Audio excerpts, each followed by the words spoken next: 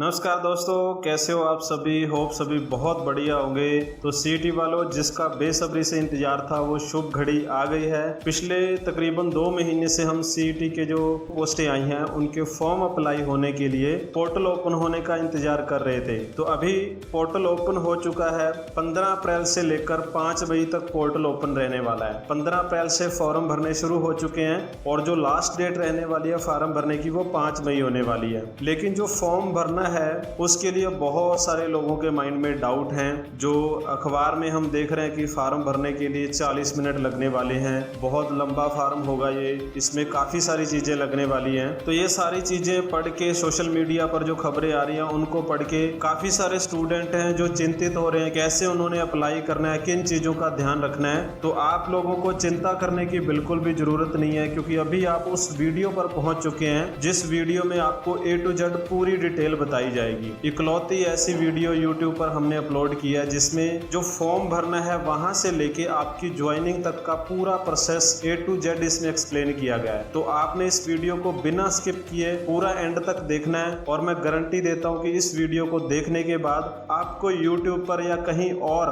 किसी से ये पूछने की जरूरत नहीं होगी कि सीईटी का फॉर्म कैसे अप्लाई करना है और आगे क्या प्रोसेस रहने वाला है। जो प्रोसेस रहने वाला है फॉर्म भरने से लेके ज्वाइनिंग तक का, कुल 6 स्टेप होंगे इसमें, जिन स्टेप को पूरा करने के बाद आपकी ज्वाइनिंग होगी। एक एक स्टेप को अच्छे से समझेंगे। चलिए शुरू करते हैं। और वीडियो शुरू करने से पहले अगर आप हमारे चैनल पर नए हैं तो हमारे चैनल को सब्सक्राइब कर लें और बेल आइकन को दबा दें ताकि हर लेटेस्ट वीडियो, हर लेटेस्ट जानकारी आप तक सबसे पहले पहुंच जाए। चलिए शुरू करते हैं। तो जैसा कि मैंने आपको बताया था कि फॉर्म भरने से लेकर ज्वाइनिंग तक कुल 6 स्टेज रहने वाले हैं और 6 के 6 स्टेज हम पूरा अच्छे से क्लियर करेंगे। सबसे पहले आप सब लोगों को पता ही है कि जो पोस्टें हैं वो 31,902 पोस्टें हैं। इन पदों के लिए फॉर्म अप्लाई होने वाले हैं और इन पोस्टों की जो डिटेल है वो ऑलरेडी सीईटी के पोर्टल पर आ चुकी थी। आप सब लोगों ने उसको पढ़ लिया होगा। अगर आपने अभी तक नहीं पढ़ा है तो PDF का लिंक मैंने डिस्क्रिप्शन में डाल दिया है। लिंक पर क्लिक करके आप उसको डाउनलोड करके सबसे पहले आपने उसको पढ़ लेना है। इस PDF में जितनी भी पोस्टें दी गई हैं उनको ध्यान से आपने पढ़ना है। उनके सामने क्वालिफिकेशन लिखी हुई है तो क्वालिफिकेशन को पढ़ लेना है। आपकी एजुकेशन के अकॉर्डिंग आप जिन भी पोस्टों के लिए एलिजिबल हैं उनकी एक अलग से आप लिस्ट बना के रखें। उस पोस्ट का नाम, कैटेगरी नंबर, कौन से डिपार्टमेंट में पोस्ट है, कितनी पोस्टें हैं। तो जितनी भी पोस्टों के लिए आप एलिजिबल हैं उनकी ये पूरी डिटेल आप एक पेज पर लिख के रख ले और जब आप फॉर्म अप्लाई करेंगे तो वहां पे आपको जरूरत पड़ेगी। जो इंपॉर्टेंट डेट है जिनका आपने ध्यान रखना है, फॉर्म अप्लाई होना है वो 15 तारीख से स्टार्ट हो चुका है और लास्ट डेट जो रहने वाली है वो 5 मई होगी। ये डेट बढ़ेगी क्योंकि पोर्टल, आप सब लोगों को पता है कि पोर्टल बहुत स्लो चलता है और काफ़ी सारी कमियां रहती हैं पोर्टल में। आगे डेफिनेटली बढ़ेगी, 90% चांस है कि बढ़ेगी, लेकिन आप लास्ट डेट का वेट मत करें, बढ़ने का वेट मत करें। इस वीडियो को देखने के बाद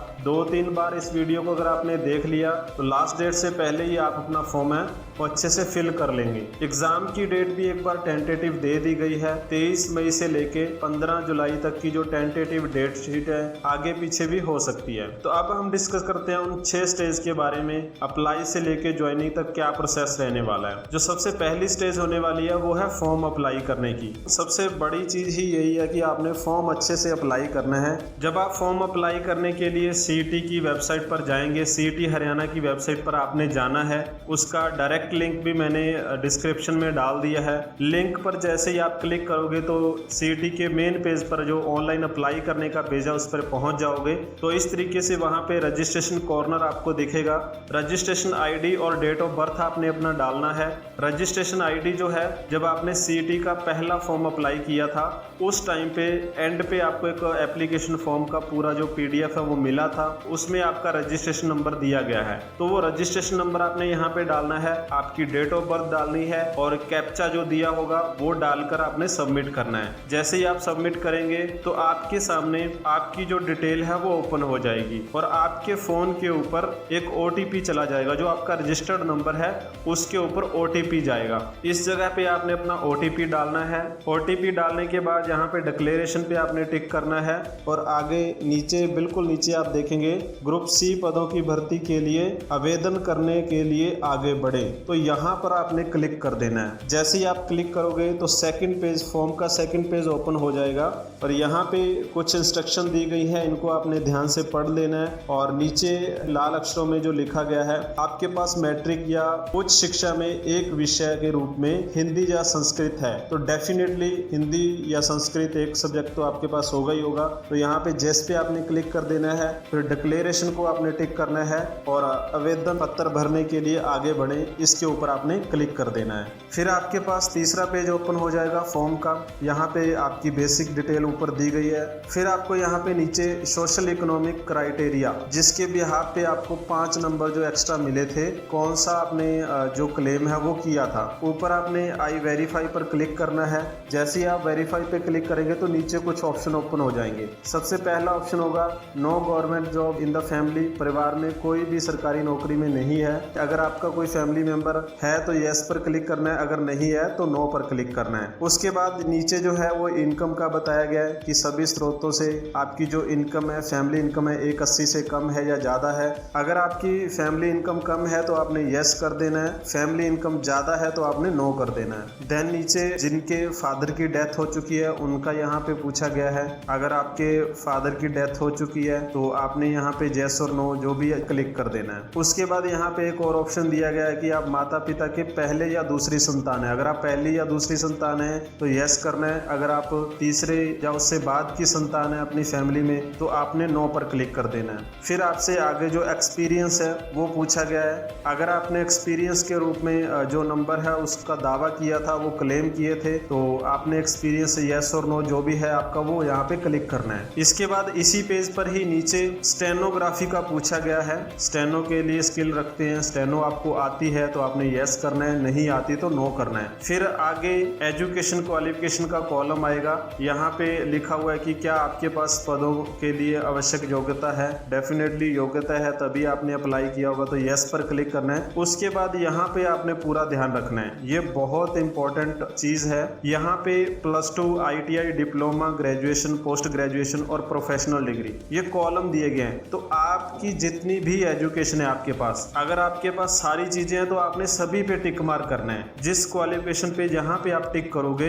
इसी क्वालिफिकेशन के बिहाफ पे आगे पोस्टें ओपन होंगी। जिनके ऊपर भी आप टिक करेंगे उसी के बेस पे नीचे कॉलम बनते जाएंगे। यहाँ कॉलम में आपको उस एजुकेशन की, उस क्लास की पूरी डिटेल फिल करनी है। जैसे यहाँ पे 10th +2 ITI दिया हुआ है तो ऐसे आपकी सारी एजुकेशन के कॉलम यहाँ पे आ जाएंगे। तो 10th में आपने भरना क्या कुछ है। यहाँ पे सबसे पहले स्ट्रीम है तो 10th में कोई स्ट्रीम होता नहीं है। +2 में आपका कॉमर्स, आर्ट्स जो भी होता है। ऐसे ITI में यहाँ पे आपकी ट्रेड होगी। वो सारी चीज़ें आपकी क्वालिफिकेशन के अकॉर्डिंग आपने सेलेक्ट कर लेना है। फिर आपका बोर्ड या यूनिवर्सिटी, आपने वो एजुकेशन कहाँ से की है, पासिंग ईयर जो है आपका वो आपने यहाँ पे फिल करना है। आपका रोल नंबर, उस क्लास का रोल नंबर था, यूनिवर्सिटी या बोर्ड रोल नंबर वो डालना है। सर्टिफिकेट नंबर डालना है, जो आपकी मार्कशीट बनकर आई है उसके ऊपर सर्टिफिकेट नंबर लिखा होता है वो यहाँ पे डालना है। डेट ऑफ इशू, आपका जो सर्टिफिकेट है वो कब इशू हुआ, सर्टिफिकेट के ऊपर इशू डेट लिखी होती है वो आपने यहाँ पे लिखनी है। ऑब्टेन मार्क्स, आपके कितने नंबर आए थे वो यहाँ पे डालने हैं। टोटल मार्क्स, आपके टोटल कितने नंबर थे उसमें।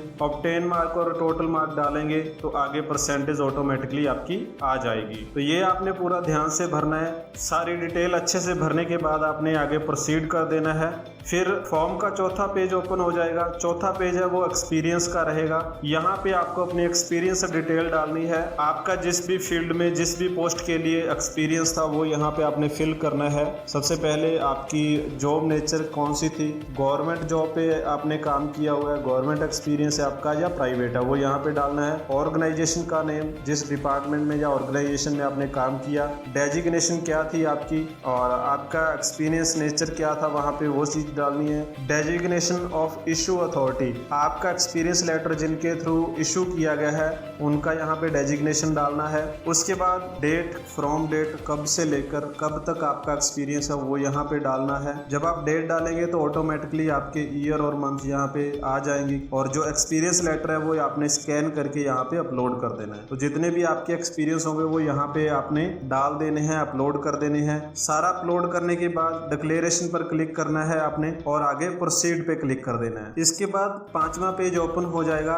और 5वें पेज में यहाँ पे पॉपअप ओपन हुआ है, तो इसको आपने ध्यान से पढ़ लेना है क्योंकि आगे जो ऑप्शन आने वाला है वो डॉक्यूमेंट अपलोड का आएगा। तो यहाँ पे लिखा हो कि all year semester wise marksheet of graduation, जो आपने अपलोड करनी है वो सारे सेमेस्टर के आपने अपलोड करने हैं। अगर आपका एक फाइनल मार्कशीट बना हुआ है जिसमें सारे ईयर्स के जो जितने भी आपके सेमेस्टर या ईयर है उनके नंबर दिए हुए हैं, तो आपने फाइनल ईयर का डालना है। अगर आपका फाइनल नहीं बना हुआ है तो आपको सारे के सारे जितने भी ईयर्स या सेमेस्टर की मार्कशीट है उनकी एक फाइल बना के आपको अपलोड करनी है। और डॉक्यूमेंट के साथ साथ एक एनेक्सर आपको और अपलोड करना है रिटन डिक्लेरेशन का, जो होगा हिंदी और इंग्लिश में कुछ लाइनें लिखी हुई हैं, उनको आपने अपनी लिखाई में अपनी हैंड राइटिंग में लिखना है, साइन करना है और उसको अपलोड करना है। इसके साथ और भी काफ़ी सारे एनेक्सर हैं जिसके लिए भी आप क्राइटेरिया है आपका बनता है, वो आपको अपलोड करने को वो आगे मैं आप लोगों को बताऊंगा। यहाँ पर ये चीज़ देखने के बाद अगर आपको एडिट करना है तो एडिट पर क्लिक करें, अदरवाइज नीचे प्रोसीड का ऑप्शन होगा, वहाँ पे आपने प्रोसीड कर देना है। फिर आपके पास 6ठा पेज ओपन हो जाएगा फॉर्म का। यहाँ पे आपने अपने डॉक्यूमेंट और फोटो अपलोड करनी है। सबसे पहले फोटो अपलोड का ऑप्शन दिया गया है। यहाँ पे आप देख सकते हैं किस तरह की फोटो आपने लगानी है। 6 मंथ से ज़्यादा पुरानी आपकी फोटो नहीं होनी चाहिए। देन आपने जो पीछे एजुकेशन क्वालिफिकेशन आपने सेलेक्ट की थी 10th +2 BA MA जो भी आपने वहाँ पे सिलेक्ट किया था, उन सारी क्वालिफिकेशन के अकॉर्डिंग यहाँ पे ऑप्शन आ जाएंगे। तो उन्हीं सारे डॉक्यूमेंट को आपने यहाँ पे अपलोड कर देना है। उसके बाद यहाँ पे आप देखेंगे तो आपका जो एनेक्सर X है, हैंड रिटन डिक्लेरेशन होगी, वो आपने डालनी है। उसके बाद यहाँ पे नो गवर्नमेंट जॉब वाला परफॉर्मा होगा, एनेक्सर होगा, वो अपलोड करना है। अगर आपकी फैमिली में कोई भी गवर्नमेंट जॉब नहीं लगा और उसके 5 नंबर आपने क्लेम किए थे तो उसको यहाँ पे अपलोड करना है, और वो बहुत इंपॉर्टेंट है, उसको आपको तैयार करवाना पड़ेगा फॉर्म भरने से पहले। तो कुछ इंपॉर्टेंट एनेक्सर हैं जिनके बारे में मैं आपको अभी बता देता हूँ। जैसे हैंड रिटन जो डिक्लेरेशन है वो इस तरीके से आपको मिलेगी, ऊपर हिंदी में लिखा हुआ है, इसको सेम आपने नीचे कॉपी कर देना है, हिंदी में लिख देना है और नीचे साइन कर देना है। उसके बाद इंग्लिश में लिखा हुआ है तो वो इंग्लिश में आपने सेम रिटन करना है और अपने साइन कर देने हैं और इसको आपने अपलोड कर देना है। इसके बाद अगर आपकी फैमिली में कोई गवर्नमेंट जॉब नहीं था और आपने 5 नंबर हैं वो लिए थे, इसके लिए एनेक्सर B है, इसको आपने तैयार करना है। कुछ समय पहले जब ये सारी की सारी चीज़ें डिक्लेरेशन और आपका जो कैटेगरी सर्टिफिकेट था वो अपलोड करने के लिए बोला गया था, तो उस टाइम पे सिर्फ आपके खुद के साइन हुए थे। लेकिन इस एनेक्सर में आपने पहले खुद के साइन करने हैं, उसके बाद आपके गाँव का नंबरदार या आप अगर शहर में रहते हैं MC या आपने सरपंच से साइन करवाने हैं। उसके बाद आपका जो पटवारी होता है वो रिपोर्ट करेगा। पटवारी की रिपोर्ट के बाद आपने तहसीलदार से साइन करवाने हैं। इन 3 लोगों से वेरीफाई होने के बाद आपने इस एनेक्सर को अपलोड करना है। तो इसको आप फॉर्म भरने से पहले ही तैयार करवा लें। तैयार करवाने के बाद फिर फॉर्म भरने बैठें। इसके बाद अगर कोई फीमेल विडो है, अगर कोई विधवा महिला है, वो फॉर्म अप्लाई करना चाहती है तो उनको भी एक सर्टिफिकेट, विडो सर्टिफिकेट है, वो अप्लाई करना पड़ेगा। इसके लिए 2 एनेक्सर हैं। एनेक्सर 6 है जो ये एप्लीकेशन फॉर्म है, इसको आपने फिल करना है, अपने साइन करने हैं। उसके बाद आपको अपने ग्राम पंचायत जैसे सरपंच के साइन करवाने हैं या MC के साइन करवाने हैं। आप MLA MP के भी साइन करवा सकते हैं। इनके साइन करवाने के बाद इसके साथ आपने अटैच कर लेना है एनेक्सर 7 को। एनेक्सर 6 आपकी एप्लीकेशन फॉर्म है और 7 है वो आपका सर्टिफिकेट बनेगा। इसको आपने साथ में अटैच करके तहसीलदार के पास जाना है, फिल कर लेना है इसको आपने अच्छे से, और तहसीलदार के पास जाके वो यहाँ पे आपको आपका सर्टिफिकेट नंबर देंगे और डेट ऑफ इशू देंगे, इसके ऊपर साइन करेंगे। तहसीलदार के साइन होने के बाद आपका ये सर्टिफिकेट बनेगा। फिर आपने इन दोनों एनेक्सर को इकट्ठा अपलोड कर देना है एक ही फाइल में। उसके बाद जो इम्पोर्टेंट एनेक्सर है, कुछ ऐसे कैंडिडेट होंगे जिनके फादर की डेथ हो चुकी है तो उनको भी एक सर्टिफिकेट अपलोड करना होगा। जिनके फादर की डेथ हो चुकी है उनके लिए एनेक्सर 8 और 9 ये 2 एनेक्सर होंगे। एनेक्सर 8 आपका एप्लीकेशन फॉर्म होगा जो आप सबमिट करोगे, और एनेक्सर 9 में आपको जो सर्टिफिकेट है वो बन के मिलेगा। एनेक्सर 8 को आपने भर लेना है अच्छे से, पूरी अपनी डिटेल भर लेनी है, आपने साइन करना है। और यहाँ पे कोई भी 2 विटनेस, कोई भी 2 गवाह जो आपके गांव के हों उनके साइन करवाने हैं। साइन करवाने के बाद एनेक्सर 8 और 9 को अटैच करके आपने तहसीलदार के पास जाना है और तहसीलदार की तरफ से फिर वही वहाँ पे सर्टिफिकेट नंबर मिलेगा, आपको डेट मिलेगी और इसके ऊपर तहसीलदार खुद साइन करेंगे और फिर आपने इस एनेक्सर को अपलोड करना है। ये था एनेक्सर 8 और 9 के बारे में। उसके बाद जिन लोगों ने एक्सपीरियंस सर्टिफिकेट लगाया है तो आपने अपना एक्सपीरियंस लेटर वो इस परफॉर्मे में बनवाना है। एनेक्सर 3 है जो वो गवर्नमेंट जॉब के लिए है। अगर आपके पास गवर्नमेंट जॉब का एक्सपीरियंस है तो एनेक्सर 3 में इस परफॉर्मे में आपको अपना सर्टिफिकेट है वो बनवाना है। तो अगर आपके पास प्राइवेट ऑर्गेनाइजेशन का एक्सपीरियंस सर्टिफिकेट है तो आपने एनेक्सर 4 में उसको तैयार करवाना है। तो ये थे कुछ इंपॉर्टेंट 4-5 एनेक्सर के बारे में मैंने आपको बताया, ये मोस्टली यही लगेंगे। इसके अलावा भी कुछ एनेक्सर हैं, अगर आप उनके लिए एलिजिबल होंगे, अगर आपको वो फिल करने होंगे तो वो भी PDF में दिए हुए हैं, उनको भी आपने पहले तैयार करवा लेना है। फॉर्म में जितने भी एनेक्सर आपने अपलोड करने हैं ये सारे के सारे ऑफिशियल नोटिफिकेशन जब इन पोस्टों के लिए आई थी तो उसमें दिए हुए हैं। उसका PDF लिंक मैं यहाँ पे डिस्क्रिप्शन में डाल देता हूँ, वहाँ पे क्लिक करके आपने PDF डाउनलोड करना है। उसमें ये सारे के सारे एनेक्सर दिए हुए हैं। डॉक्यूमेंट अपलोड होने के बाद आगे जो आपका ऑप्शन खुलेगा 7वां पेज ओपन हो जाएगा जिसमें आपने पोस्टें अप्लाई करनी है। जैसे मैंने आपको बताया था कि आपकी एजुकेशन और जो डॉक्यूमेंट आप अपलोड करोगे उसके अकॉर्डिंग आगे लिस्ट आ जाएगी आपके सामने। जिन भी पोस्टों के लिए आप एलिजिबल हो उन सारी पोस्टों की यहाँ पूरी लिस्ट आ जाएगी। यहाँ पे डिपार्टमेंट का नाम लिखा हुआ है, पोस्ट का नाम लिखा हुआ है, कैटेगरी नंबर लिखा हुआ है, राइट, उसका ग्रुप नंबर लिखा हुआ है, उसकी जो एजुकेशन क्वालिफिकेशन है वो भी PDF में अपलोड की गई है। तो यहाँ पे जितनी भी पोस्टें दी गई हैं, आप जिन भी पोस्टों के लिए अप्लाई करना चाहते हैं पहले आपने एलिजिबिलिटी देख लेनी है और फिर सबसे पहला जो कॉलम है आई certified that I am eligible, मतलब आपने इस कॉलम पे इसमें बॉक्स में टिक करना है कि आप एलिजिबल हैं। देन सिलेक्ट पोस्ट वाले पे भी आपने टिक करना है कि आप इसके लिए अप्लाई करना चाहते हैं। दोनों कॉलम में आपने टिक कर देना है। जिस जिस पोस्ट के लिए आप अप्लाई करना चाहते हो आपने सबको सिलेक्ट कर लेना है। अगर आप किसी और पोस्ट के लिए अप्लाई करना चाहते हो और इस लिस्ट में वो नहीं दी गई है तो इसके बिल्कुल नीचे एक और ऑप्शन दिया गया है अप्लाई फॉर मोर पोस्ट, वहां पे आपने टिक करना है और उसके बाद वहां पे आपको वो पोस्ट का नाम है वो मिल जाएगा। वो सिलेक्ट करने के बाद आपने उसको अप्लाई कर देना है। तो पोस्टों को आपने पूरा ध्यान से यहाँ पे सिलेक्ट करना है। अगर आपने किसी पोस्ट पे यहाँ पे टिक नहीं किया, आप उसके लिए एलिजिबल थे, तो आपका जो नंबर है वो उस पोस्ट के लिए नहीं आएगा। सीटी आपका क्लियर है, बट अगर आपने यहाँ पे टिक नहीं किया तो आपकी सिलेक्शन उस पोस्ट के लिए नहीं होगी। तो यहाँ पे टिक करना बहुत इंपॉर्टेंट रहेगा। सारी पोस्टों को सिलेक्ट करने के बाद आपने प्रोसीड पे क्लिक करना है तो आपके पास एक पॉपअप ओपन होकर आएगा। वही चीज जो मैंने आपको बताई थी कि एनेक्सर B को आपने अच्छे से पढ़ना है। वहां पे जो पोस्टें दी गई हैं अपनी एलिजिबिलिटी के अकॉर्डिंग आपने सेलेक्ट करना है। तो यहाँ पे कंफर्मेशन मांगी गई है कि क्या आपने उसको पढ़ लिया था और अपनी एजुकेशन क्वालिफिकेशन मैच कर ली, उन पोस्टों को आपने अप्लाई कर दिया, तो आप यहाँ पे ओके पर टिक कर देंगे। ओके करने के बाद पेज 8 ओपन हो जाएगा। एक्नॉलेजमेंट यहाँ पे आ गई है तो एक्नॉलेजमेंट को आपने पूरा ध्यान से पढ़ लेना है। यहाँ पे लिखा गया है आपके द्वारा जमा किया गया आवेदन पत्र अस्थायी रूप से पंजीकृत है, मतलब ये अस्थायी रहेगा।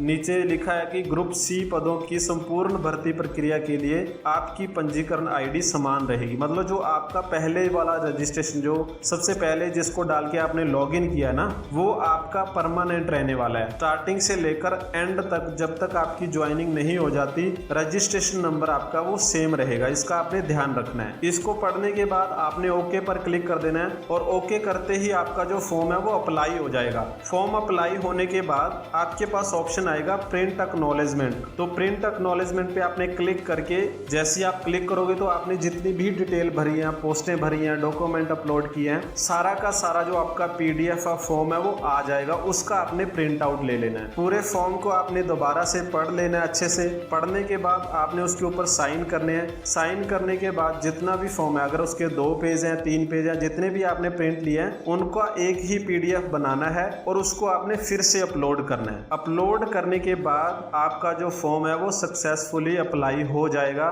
फिर से आपने उसका प्रिंट आउट ले लेना है, रजिस्ट्रेशन नंबर आपके पास आ जाएगा और वो आपका फाइनल फॉर्म होगा। तो ये था फॉर्म अप्लाई करने का पूरा प्रोसेस। जब आप अपना फॉर्म सक्सेसफुली अपलोड कर देंगे, आपका फॉर्म सबमिट हो जाएगा तो आपका स्टेज 1 कंप्लीट हो जाएगा। ये आपका पहला स्टेज कंप्लीट हो चुका है। फॉर्म अप्लाई होने के बाद स्टेज सेकंड स्टार्ट हो जाती है। तो आपने जितनी भी पोस्टों के लिए फॉर्म अप्लाई किया है, हर एक पोस्ट का आपकी अलग से मेरिट लिस्ट बनेगी और मेरिट लिस्ट के अकॉर्डिंग ही आपको एग्जाम के लिए बुलाया जाएगा। तो यहाँ पे मैं आपको थोड़ा सा एक्सप्लेन कर देता हूँ कि कितने कैंडिडेट बुलाए जाएंगे एग्जाम के लिए। ये सोच के मत चले कि अगर आपने फॉर्म अप्लाई कर दिया तो आपका एग्जाम होगा ही होगा। तो अगर आपका नाम मेरिट लिस्ट में आएगा तो आपको एग्जाम के लिए बुलाया जाएगा, आपके एडमिट कार्ड आएंगे। अगर आप मेरिट में नहीं आते हैं तो आपको एग्जाम के लिए नहीं बुलाया जाएगा। एग्जाम्पल के तौर पर हम ले लेते हैं कि आप एक BC कैटेगरी के कैंडिडेट हैं। आपने जिस पोस्ट के लिए अप्लाई किया है उसमें मान लो कि 100 पोस्टें हैं, 100 पद हैं उस पोस्ट के लिए, और BC के लिए सिर्फ 28 पद हैं। तो BC के जो कैंडिडेट हैं वो 30 से कम हो गए हैं। तो इस कंडीशन में 5 गुना कैंडिडेट बुलाए जाएंगे, मतलब 140 कैंडिडेट को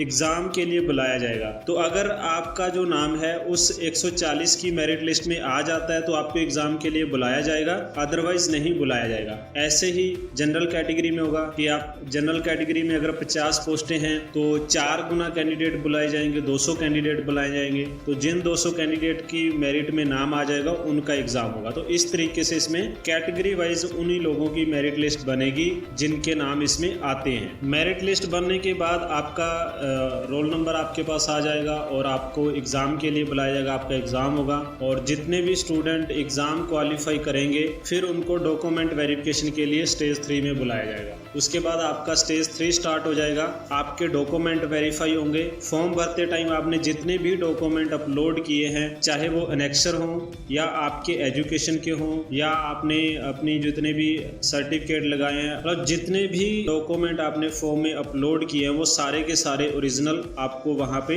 वेरिफिकेशन पर दिखाने होंगे। इसके बाद आपकी स्टेज 4 शुरू हो जाएगी। स्टेज 4 में डॉक्यूमेंट वेरीफाई होने के बाद आपसे प्रेफरेंस मांगी जाएगी, मतलब आप जिन भी पोस्टों के लिए आपकी सिलेक्शन हो सकती है उनकी एक लिस्ट आ जाएगी, ऑनलाइन ही होगी ये। वहां पे लिस्ट में आपसे मांगा जाएगा कि आप सबसे पहले किस पोस्ट के लिए सिलेक्ट होना चाहते हैं, किस पोस्ट पर ज्वाइन करना चाहते हैं। जितनी भी पोस्टें वहां पे दिखाई होंगी आप अपने अकॉर्डिंग वहां पे प्रेफरेंस चूज करेंगे और प्रेफरेंस चूज करने के बाद फिर वहां पे देखा जाएगा कि आपको कौन सी पोस्ट मिल सकती है। प्रेफरेंस देने के बाद आपकी स्टेज 5 स्टार्ट हो जाएगी। 5वीं स्टेज में डिपार्टमेंट ने अब सिलेक्ट करना है आपको कि आपने जो जो प्रेफरेंस भरी है उसमें किस पोस्ट के लिए आपको सिलेक्ट किया जाना है, उसकी एक मेरिट बनेगी। फॉर एग्जांपल आपने प्रेफरेंस में पहले नंबर पर एक्साइज इंस्पेक्टर भरा है और दूसरे नंबर पर आपने सहायक सचिव भरा है। तो अगर किसी कारण जैसे पोस्टें कम है तो आपका मेरिट लिस्ट में नाम जो है एक्साइज इंस्पेक्टर की लिस्ट में आपका नाम नहीं आता, तो दूसरे नंबर पर जो आपने सहायक सचिव की पोस्ट की प्रेफरेंस दी है तो आपकी जो ज्वाइनिंग है, आपकी सिलेक्शन है वो सहायक सचिव के रूप में होगी। तो 5वीं स्टेज में आपके द्वारा भरी गई प्रेफरेंस के अकॉर्डिंग आपकी सिलेक्शन हो जाएगी। आपको बता दिया जाएगा कि आप किस पोस्ट के लिए सिलेक्ट हो चुके हैं। 6th स्टेज में आपकी ज्वाइनिंग होगी।